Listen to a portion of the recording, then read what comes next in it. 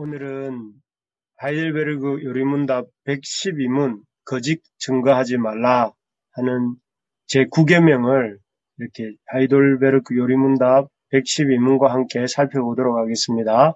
우리 출애굽기 20장 16절 말씀 우리 화면 보면서 같이 한번 읽어보겠습니다. 시작. 내 이웃에 대하여 거짓 내 증거하지 증거하지 말라. 말라. 예, 우리는 지금 계속해서 하나님의 구원받은 백성으로서 어떻게 감사하며 살아야 하는지를 보고 있습니다. 우리가 선행으로 구원을 얻는 것은 아니지만 우리가 하나님의 구원받은 백성이 될 때에 하나님께서 우리 가운데 오셔서 이 성령 하나님으로 일하심으로 우리가 하나님의 백성답게 살도록 도우시지요. 그래서 우리가 당신의 백성답게 살게 하시는데 그 백성답게 살게 하시는 방향을 가르쳐주는 말씀이 십계명의 말씀입니다. 그래서 이 십계명을 우리가 계속 살펴보는 중에 오늘은 구계명에 대해서 보겠습니다. 특별히 1계명부터 10계명의 4계명까지는 하나님에 대한 우리의 태도, 우리가 어떠한 태도로 하나님을 대해야 될지를 말씀해 주시고 또 이 5계명으로부터 10계명까지는 우리가 우리의 이웃과의 관계, 이웃을 어떻게 사랑하며 관계를 맺어가는지에 대해서 이렇게 말씀해 주십니다. 오늘 제 9계명도 지난주 도둑질하지 말라는 말씀에 이어서 정말 우리가 이웃과의 관계에 있어서 어떻게 대해야 되는지 하는 것을 이렇게 말씀해 주십니다. 특별히 오늘 9계명은 내 이웃에 대해 거짓 증거하지 말라 이렇게 말씀하고 계십니다.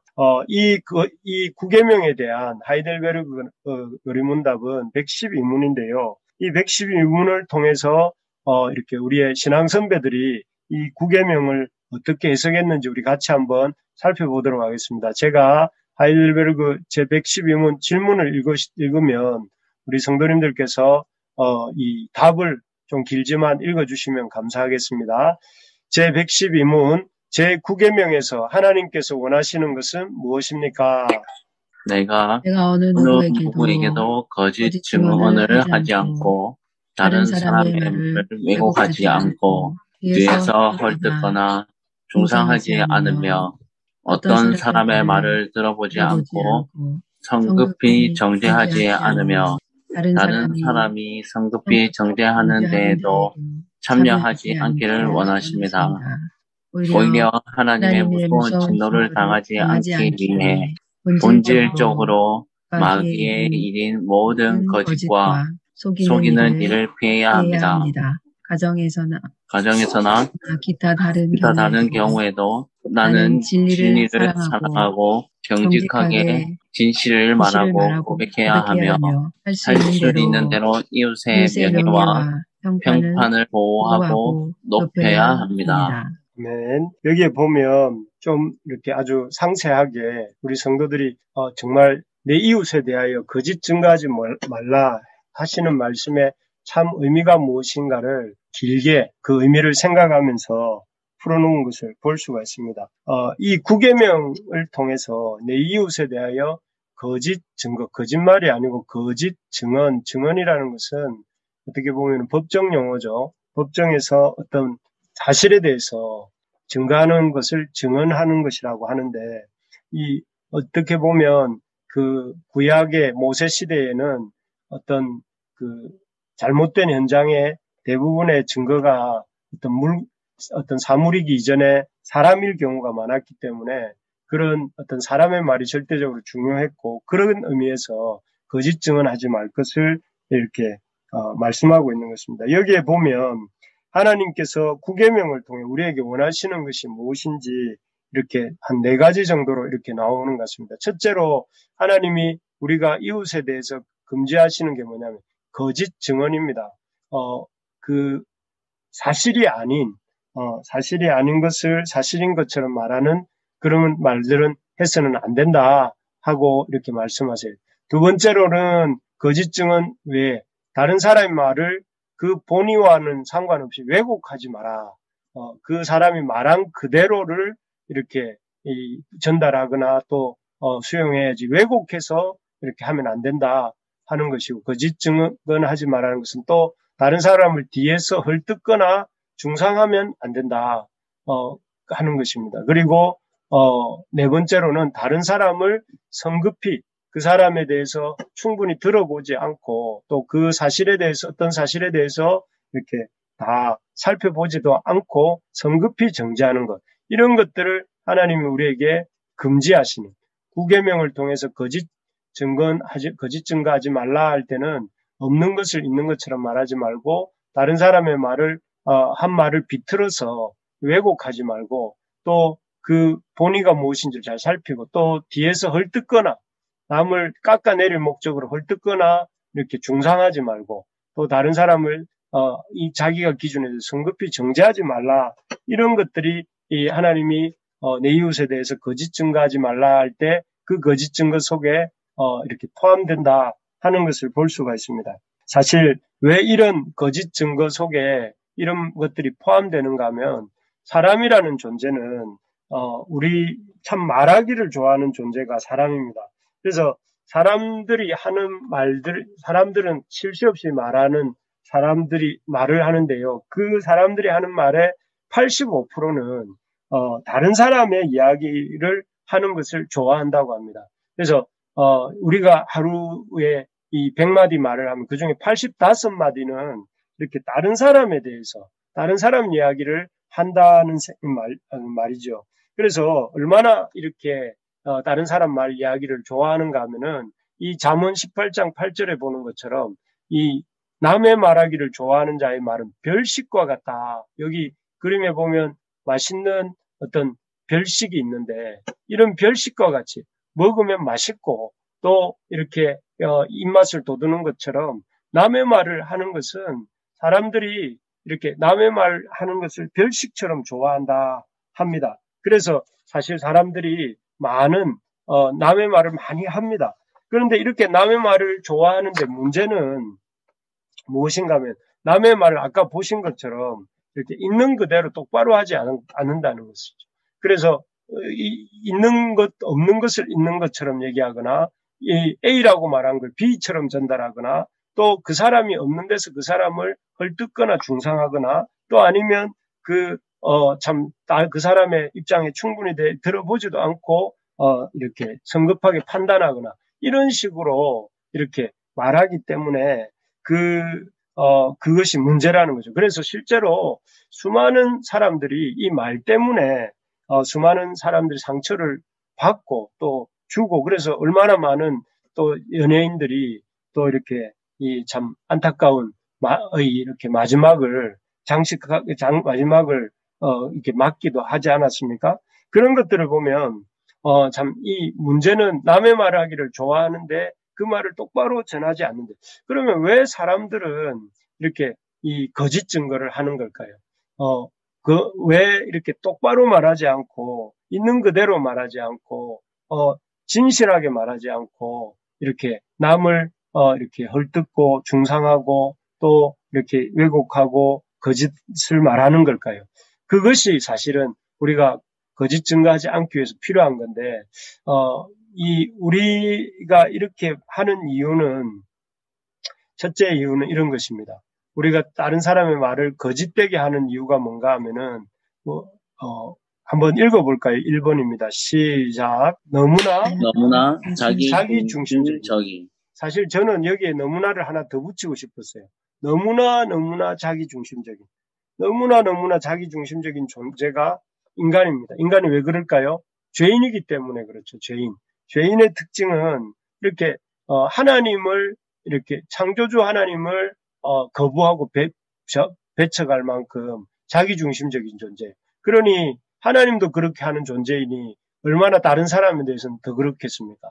그래서 이 사물을 상대방의 입장이나 어떤 객관적인 입장에서 생각해 보기보다는 항상 자기 입장에서 이렇게 섣불리 보고 쉽게 판단하기 때문에 이렇게 다른 사람의 말을 이렇게 없는 것을 있는 것처럼 또 이렇게 그 사람의 말의 진위를 왜곡하거나 또 그 사람을 성급히 판단하거나 헐뜯거나 그래서 모략하거나 이런 일들이 일어나는 것입니다. 그래서 다른 사람의 말들을 어떤 다른 사람 입장에서 볼 능력이 없습니다, 인간은. 그래서 우리가 다른 사람의 말을 할 때 각별히 조심해야 될 것이 우리라는 존재는 너무나 자기중심적인 존재다.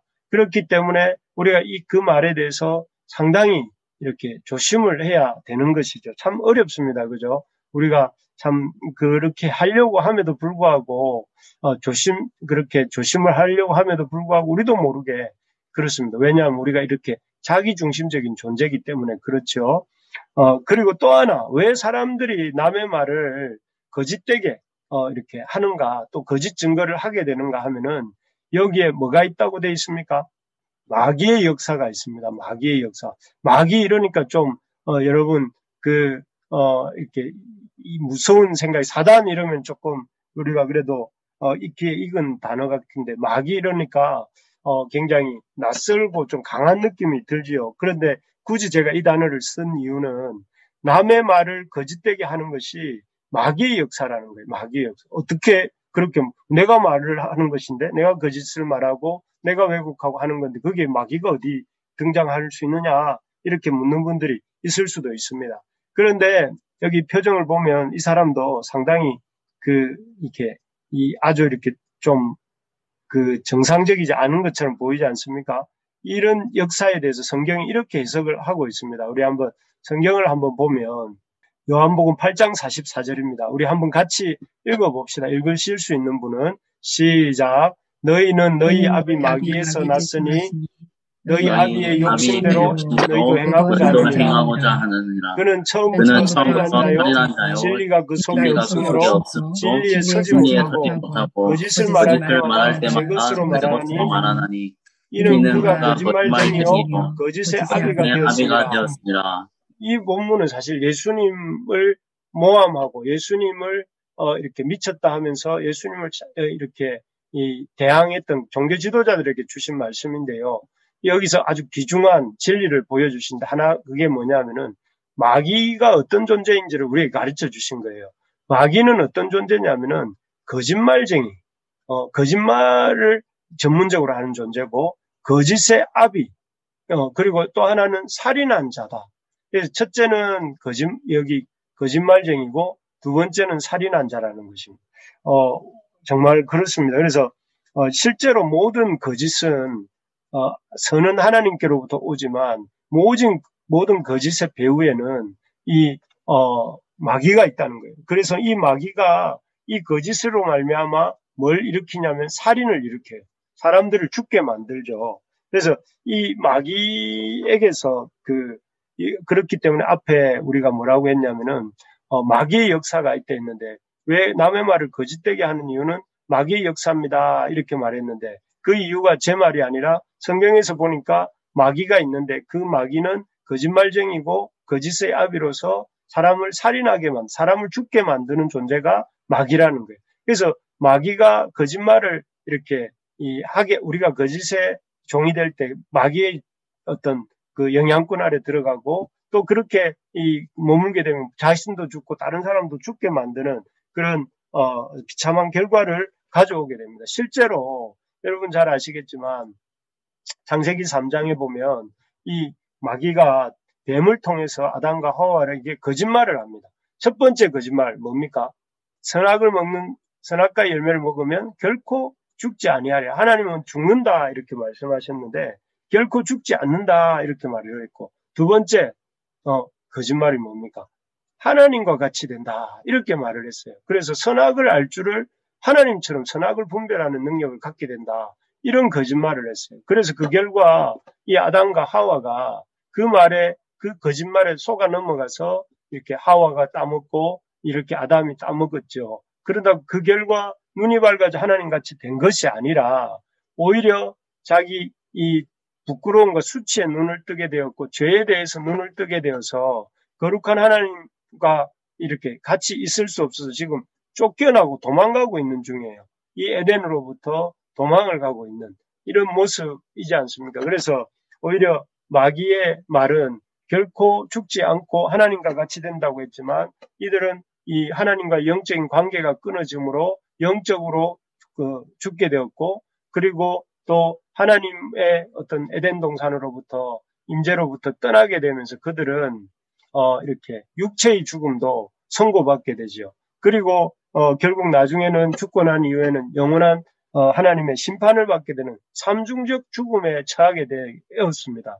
그래서 인간은 마귀의 말처럼 들었을 때에 오히려 그 결과가 마귀는 죽지 않고 하나님같이 된다고 했지만 아주 이렇게 삼중적인 죽음에 처하게 되었고 이렇게 하나님의 임재권에서 이렇게 쫓겨나는 결과를 가져오게 되었고 되었습니다. 그래서 이 마귀의 어떤 속성은 거짓말이고 거짓말을 통해서 사람들이 어떤 사람을 죽게 만드는 것이 이런 마귀의 아주 그 전형적인 이 수법입니다. 그래서 그 이후에도 보면 이 아담과 하와 사건 이후에도 보면 마귀가 거짓말로 사람을 죽인 경우들이 여러 번 등장합니다. 대표적인 경우가 그 나봇이라든지 또 그 아합 시대에 그 포도원 때문에 그 아합이 나봇의 포도원을 탐내어 가지고 그 자기 힘으로 차지할 수 없으니까 거짓 증인들을 세워서 이 나봇이 왕을 이렇게 험담했다 하는 거짓 증언을 하게 해서 나봇을 죽이죠. 죽이고 그 포도원을 이렇게 이 약탈을 하는데 그때도 보면 동원된 것이 거짓입니다. 거짓을 통해서 나봇을 죽이죠. 그리고 그 이후에도 우리 최근에 보았던 스데반도 어떻습니까? 사도행전에서 거짓 증인들이 등장해서 이렇게 그 거짓말을 통해 스데반을 순교하도록 만들죠. 그리고 뭐 우리가 잘 아는 우리 예수님도 이 종교 지도자들의 이런 거짓에 의해서 물론 뭐 그들의 거짓이 잠깐 승리하는 것 같았지만 궁극적으로는 주님께서 승리하셨지만 어쨌든 모든 인간관계 속에 거짓을 심고 그 거짓을 통해서 이렇게 거짓말하는 자나 거짓말로 인해서 이렇게 고통당하는 자 모두에게 큰 고통을 주는 것이 마귀의 궁극적인 전략이고 목표다. 그렇기 때문에 우리가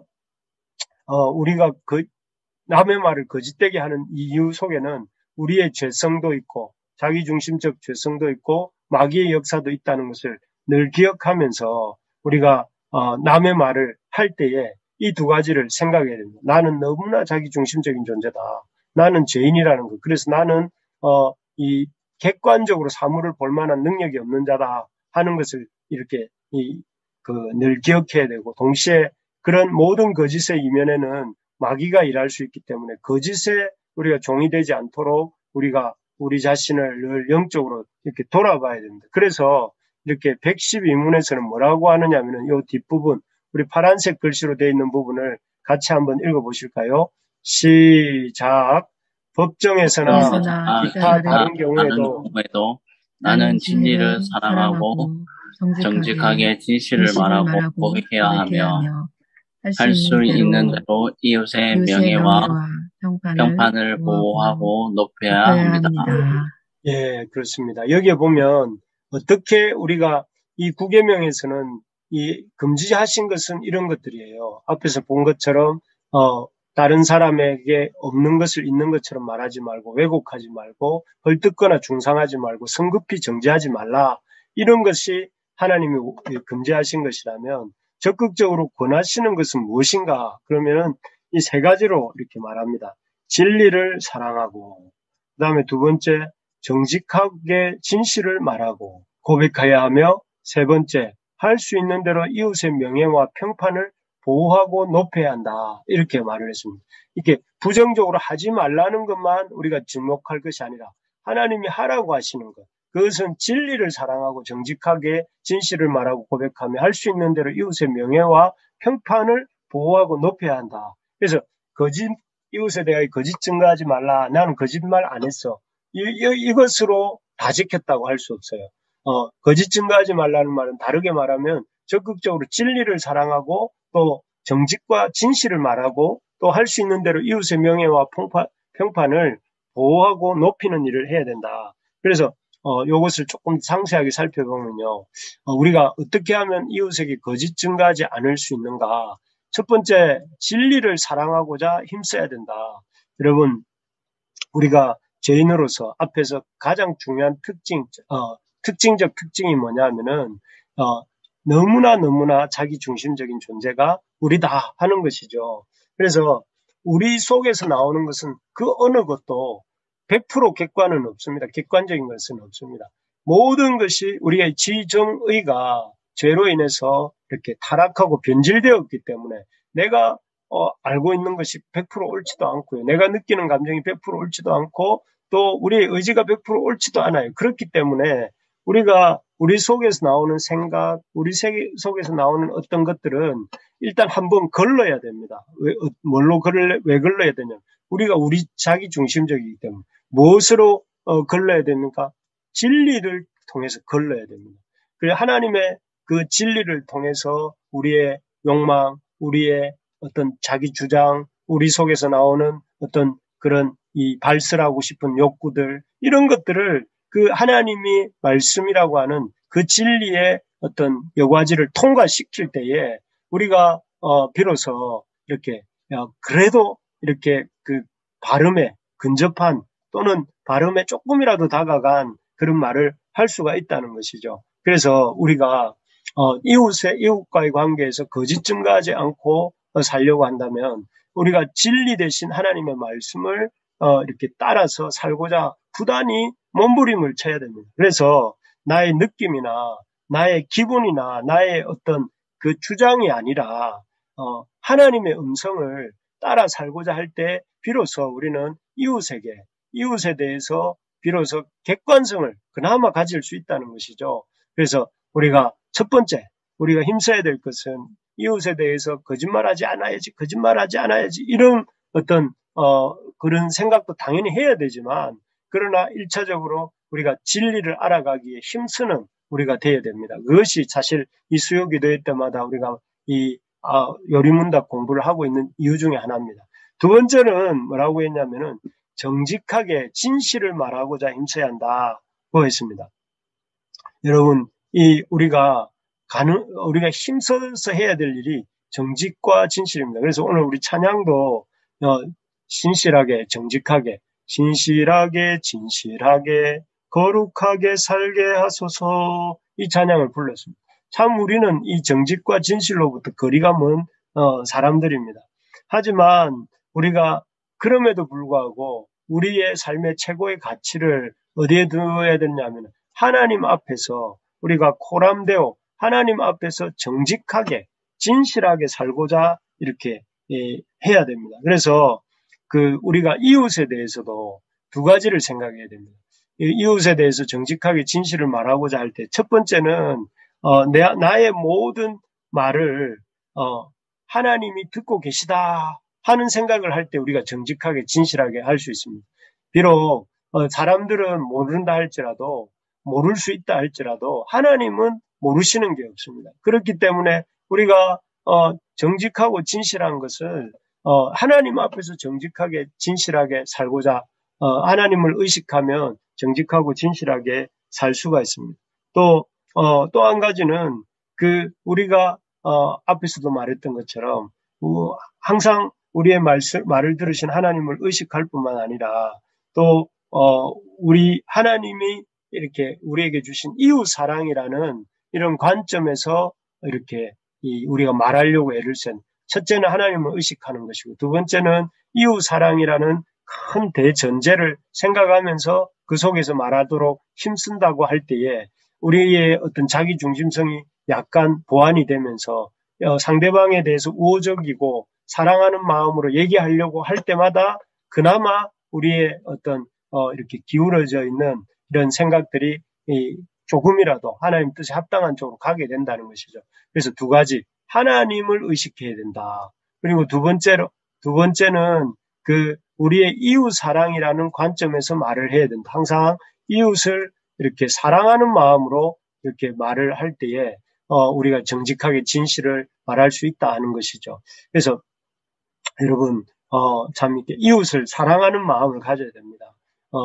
그리고 세 번째로 우리가 이웃에게 거짓 증거하지 않으려면 첫째는 진리를 사랑하고자 힘써야 되고 그러면서 자기의 욕망을 진리의 말씀으로 이렇게 걸러내야 된다고 했고 두 번째는 정직하게 진실을 말해야 된다. 그래서 하나님을 의식하고 이웃 사랑이라는 큰 전제 속에서 말하고자 힘써야 된다 하는 것이었다면, 세 번째는 이 정직이야말로 세상을 바꾸는 길임을 알아야 된다 하는 것입니다. 사실 이 우리가 살고 있는 세상은 다른 사람의 말을 이렇게 신뢰하지 않는 세상입니다. 여러분, 어떤 기관에서 조사를 했는데 우리나라 사람들의 타인에 대한 신뢰도가 32%밖에 안 된다고 해요. 32%란 말은 그 10명 중에 7명의 말은 믿지 않는다 하는 말이죠. 그래서 우리가 하루에 10명을 만나면 그 중에 7명과 대화를 해도 그 사람의 말에 대해서 이렇게 신뢰를 안 하는 것이 이 요즘 사람들의 이런 대체적인 흐름이라는 것입니다. 아마 제 생각에는 거의 가족을 빼고는 믿지 않는 게 아닌가, 이런 정도의 느낌이 들 정도인 수치인 것 같아요. 그래서 이렇게 서로를 신뢰하지 않다 보니 요즘 사람들이 문화가 굉장히 각박해지고 있죠. 서로에 대한 신뢰가 없기 때문에.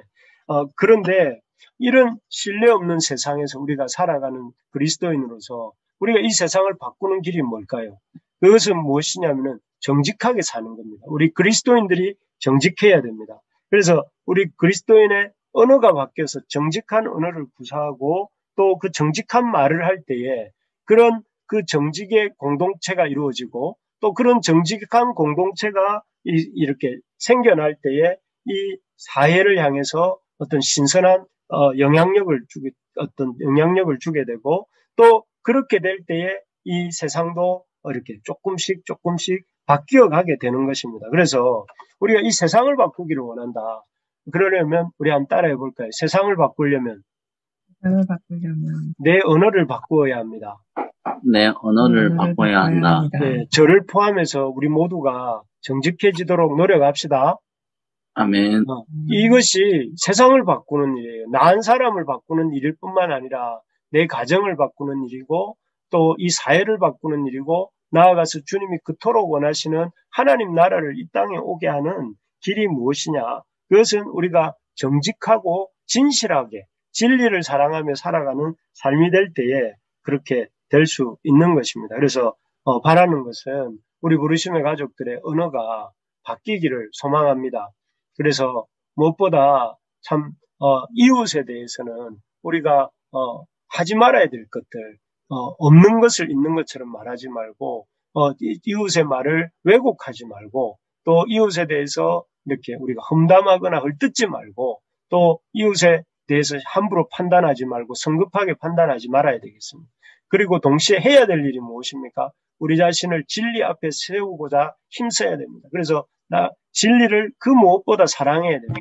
그래서 어떤 것보다 진리를 사랑하며 살려고 애쓰셔야 되고, 정직하고 진실하게 진실을 말하려고 힘써야 됩니다.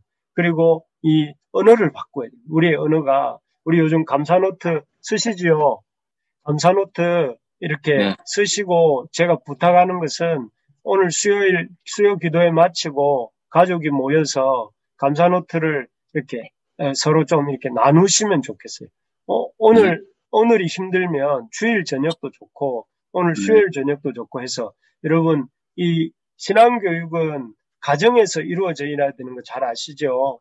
그래서 가정에서 여러분들이 아이들에게 감사를 노트를 나누면서 엄마 아빠의 감사하는 태도를 아이들에게 보여주시고, 또 아이들도 엄마 아빠의 삶을 따라서 감사 노트를 쓰고, 이렇게 하면서 서로 감사의 언어가 생기게 해주시고, 또 그 감사하는 가운데 다른 사람들을 또 이렇게 그런 선한 마음으로 바라보는 연습을 아이들에게 시키고, 그런 선한 마음 가운데 누군가에게 해를 끼칠 목적으로 하는 거짓된 말은 이렇게 꿈도 꾸지 않도록 정직한 말만을 하는 그런 아이들이 될 수 있도록 우리가 그렇게 우리 이 부르심의 교회가 또 우리의 아이들을 키워가면 좋겠습니다. 우리 그렇게 하십시다. 아멘.